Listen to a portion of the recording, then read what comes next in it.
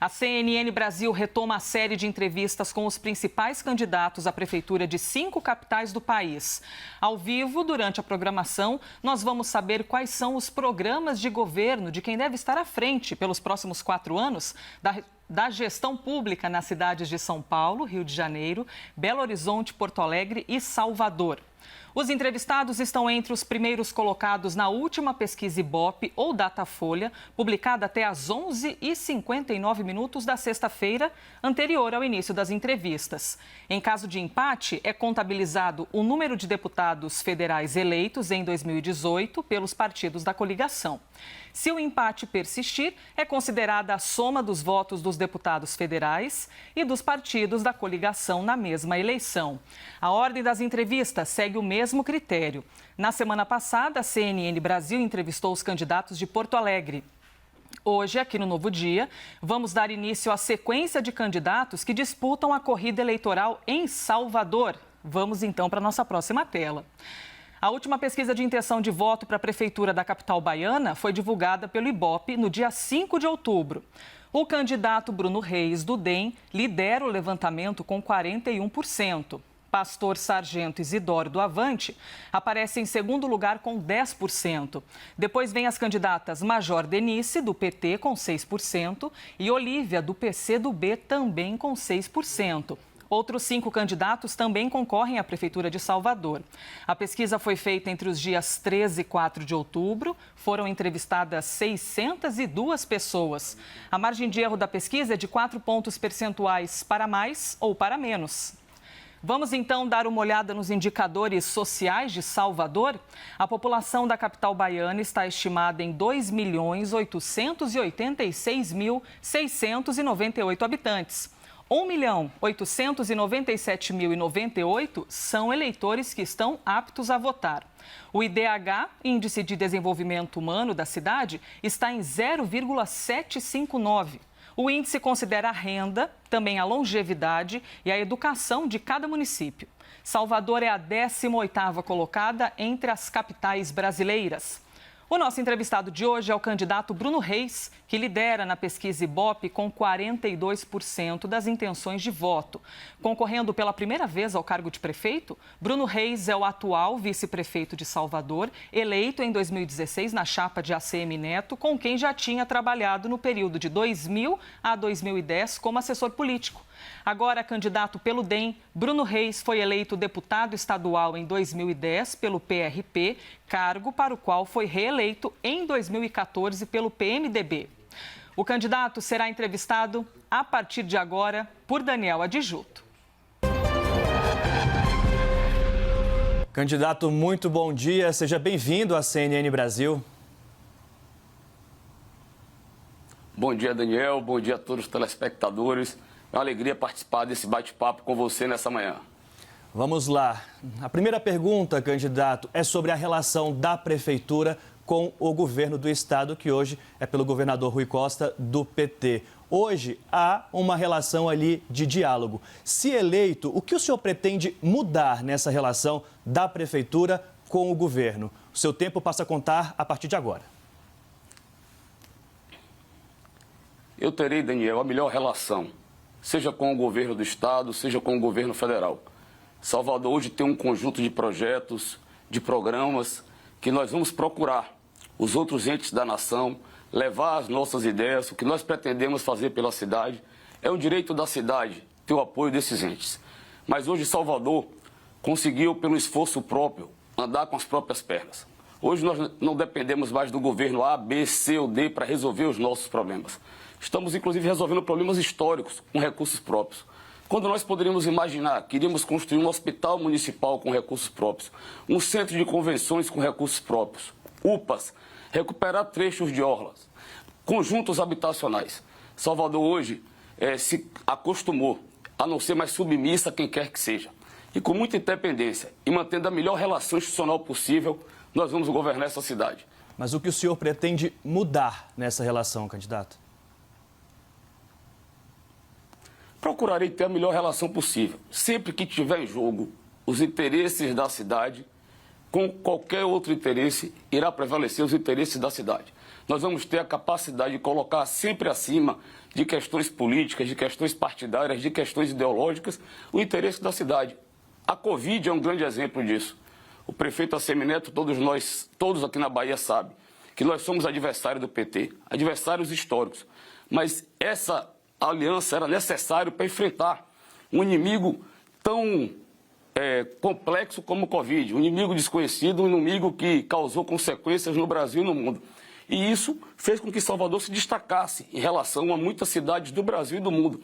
Hoje, nós podemos aqui, graças a Deus, dizer que nenhuma pessoa que infelizmente morreu foi por falta de atendimento médico. Nós vimos aí em Nova York, por exemplo, a capital do mundo, a capital do planeta, as pessoas morreram em casa por falta de atendimento médico. Aqui não. Aqui todo mundo que precisou teve o apoio da prefeitura. Candidato, na relação agora com o governo federal, ou seja, com o presidente Jair Bolsonaro e a sua equipe, o senhor se considera um adversário ou um aliado do presidente Jair Bolsonaro? Minha aliança, Daniel, é com a cidade. Eu sou o candidato da cidade. Eu tenho dito que quem quer disputar ou debater a política estadual ou nacional, deixa para ser candidato nas próximas eleições. Eu sou candidato a prefeito de Salvador, para cuidar do dia a dia da cidade, para fazer a cidade avançar, para a gente elevar ainda mais o patamar de Salvador. Salvador ocupava as últimas posições em todas as áreas. Pior educação do Brasil, pior saúde do Brasil, capital nacional do desemprego, pior gestão fiscal. Hoje, nós já lideramos em diversas posições e vamos seguir avançando, melhorando ainda mais. Vou procurar o presidente da República, assim que eleito, como irei procurar o governador, vou levar o que eu penso para a nossa cidade, vou pedir o apoio deles, quer queira, quer não queira. Eles são os governantes até 2022, pelo menos, e irei de forma institucional. Graças à minha posição política, eu sou o único candidato aqui em Salvador que não estou amarrado a questões ideológicas, a questões partidárias que me impeçam de dialogar com quem quer que seja. Eu sou um homem do diálogo, um democrata por essência, e dessa forma nós vamos conduzir os destinos de Salvador. Sem dúvida, é uma discussão maior no cenário nacional em relação com o governo federal e prefeituras, mas recentemente nós vimos o presidente Jair Bolsonaro atribuindo aos governos locais, estaduais, municipais a responsabilidade pelas medidas de restrição e até mesmo pelos números da Covid-19. Como o senhor vê essa declaração? Veja, Daniel, aqui nós, desde o primeiro momento, adotamos isolamento parcial. Nós nunca decretamos lockdown, toque de recolher. Nós restringimos aquelas atividades que provocavam aglomeração. E isso fez com que Salvador se diferenciasse em relação a muitas cidades. Até porque nós saímos na frente. Então, à medida que a Covid foi diminuindo a propagação do vírus, nós fomos distensionando, abrindo com segurança. Tanto para quem vai comercializar os produtos, os empresários, os empreendedores, o comércio em geral, como também os clientes que vão aos shoppings, aos grandes centros comerciais.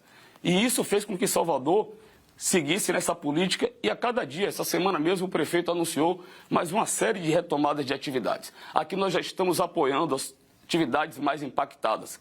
Foram 101 ações.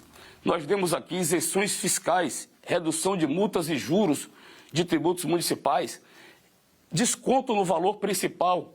Para o quê? Para permitir que essas atividades mais impactadas possam ter a retomada da economia. Com certeza Salvador vai sair na frente. Temos muito orgulho do que fizemos aqui em Salvador. Adotamos a estratégia correta. E quando a gente compara os números de Salvador com os nossos vizinhos, Recife, Fortaleza, os mais distantes, Belém, ou até mesmo Rio de Janeiro, vocês vão ver que Salvador, com toda a dificuldade que todos nós enfrentamos, que o mundo enfrentou, nós estamos passando bem por mais essa crise que o país está enfrentando. Candidato, neste fim de semana o senhor se referiu agora há pouco às restrições, à flexibilização também, mas nós vimos cenas em Salvador, na região ali também metropolitana da cidade, de aglomeração. Milhares de pessoas ali na Ribeira, também no Arenoso, paredão, festa a céu aberto com intervenção da polícia. O senhor teme uma segunda onda da Covid-19 em Salvador ou na Bahia como um todo?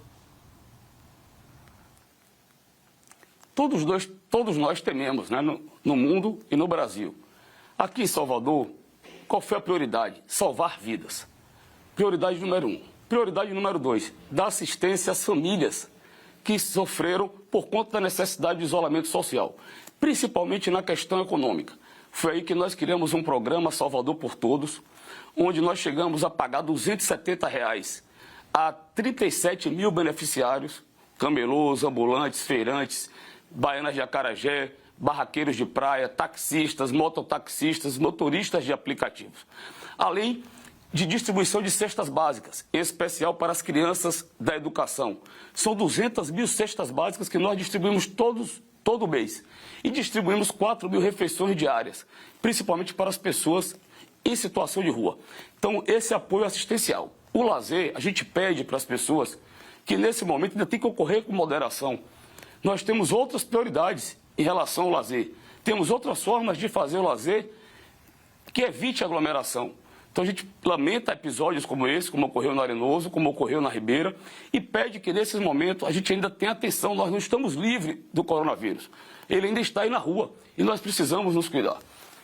Já que estamos falando de lazer e pondero aqui ainda um ponto sobre economia, que é o Carnaval de Salvador. A gente não pode negar que gira não só o turismo, mas é mercado de trabalho, é posto de trabalho. A gente está vendo um delinear ali para o próximo ano muito difícil com relação ao Carnaval de Salvador. Qual é a posição do senhor sobre a data para essa festa? Nós vamos, Daniel, tomar essa decisão em conjunto com toda a indústria do Carnaval. Os blocos afros, afoxés, os blocos de corda, os blocos sem cordas, camarotes, todos os atores envolvidos. O que é que nós temos conversado aqui?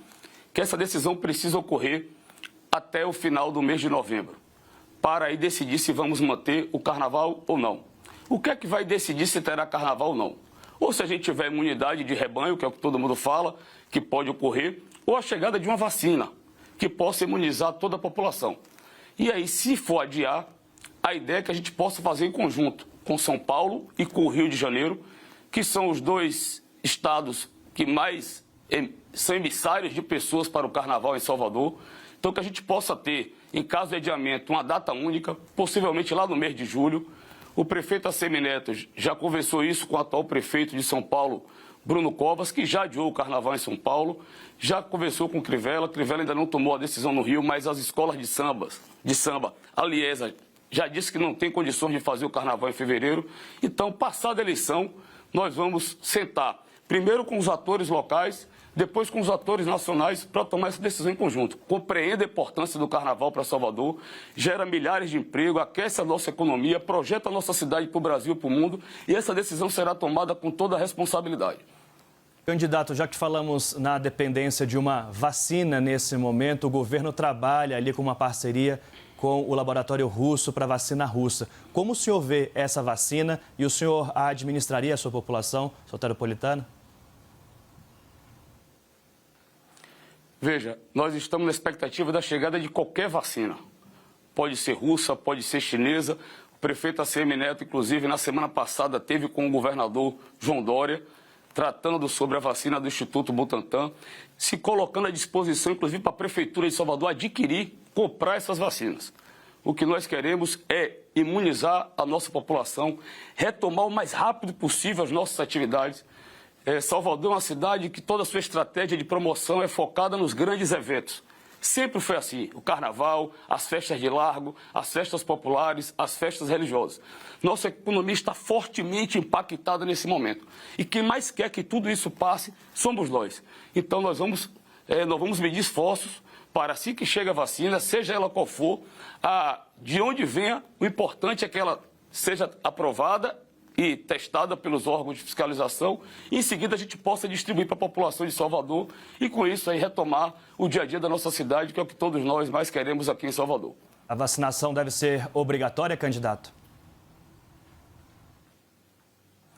Veja, eu acho que sim. Eu acho que todos nós temos que procurar se imunizar até para, de uma vez por todas, sepultar o coronavírus. Então, está virando mais uma vez um debate político, infelizmente, estão politizando mais uma vez a questão do coronavírus, quando eu acho que o importante é a gente trazer segurança à população, salvar as vidas das pessoas.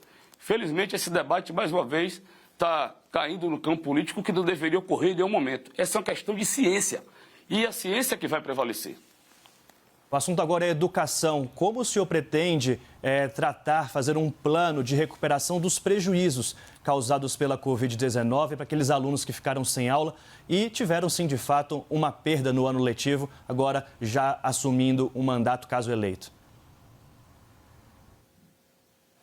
Aqui, Daniel, desde o primeiro momento nós demos todo apoio às crianças. Como eu disse, a prioridade era a saúde das crianças e dos seus familiares. Então distribuímos as cestas básicas, porque a gente sabe que a maioria das crianças fazem a refeição praticamente nas escolas em Salvador. Aqui nós oferecemos até 5 refeições diárias. Por outro lado, nós investimos muito em tecnologia. No primeiro momento, distribuímos 33 mil chips para que as crianças tivessem acesso às aulas online. Em seguida, nós licitamos e contratamos um canal de televisão aberta, 2 canais, e passamos a fazer as videoaulas. Hoje, as nossas crianças estão tendo as aulas, seja pela internet, seja pela televisão. Mas a gente sabe que a ausência da aula presencial afeta muito, compromete muito o rendimento das crianças. Eu estou vendo isso com os meus filhos. Então, como é que a gente vai fazer com a retomada da educação? Assim que a gente retorne com as aulas presenciais num turno, no contraturno nós vamos vir forte no reforço escolar. Aproveitando o quê? Toda essa infraestrutura que nós já montamos. Essa infraestrutura veio para ficar de forma definitiva. Inclusive, pós-pandemia, ela será utilizada, por exemplo, para a gente ampliar as aulas em tempo integral, melhorar a qualidade da educação de Salvador. Tem professor para isso? Temos, graças a Deus, a realidade de Salvador hoje da educação é completamente diferente da do passado. Quando nós chegamos em Salvador, nós tínhamos 1.000 salas de aula sem professores. Hoje ampliamos nossa rede com um plano de cargos e salários. Os professores de Salvador recebem entre os maiores da média do Brasil. Estão aqui motivados, eles compraram a importância da educação. Aqui o material pedagógico é produzido por nossa rede. Os avanços que nós tivemos na educação era a pior educação do Brasil, Daniel. Nós estávamos em último lugar, já saltamos 12 capitais, somos a capital que mais crescemos o IDEB no Brasil. E para você ter ideia, no acesso à pré-escola, crianças de 4 e 5 anos, também nós estávamos na última posição e hoje somos primeiro lugar no Brasil. Temos sim, vamos dotar de infraestrutura necessária para fazer. A grande meta que eu tenho que alcançar como gestor na área da educação é melhorar a qualidade da educação de Salvador, seguir melhorando e universalizar o acesso às creches, às crianças de 2 e 3 anos, colocar todas elas nas creches da nossa cidade. Candidato, falta 1 minuto e eu peço para que o senhor fale como se dará o seu governo com relação à violência, principalmente às pessoas mais pobres, mais carentes das comunidades. A violência, aqui em Salvador, a gente tem trabalhado na parte da prevenção, que é o que cabe, digamos assim, de forma mais específica à prefeitura. Então, com investimentos expressivos da educação, para que a gente possa estar aí, dando oportunidades, perspectivas para essas crianças e jovens.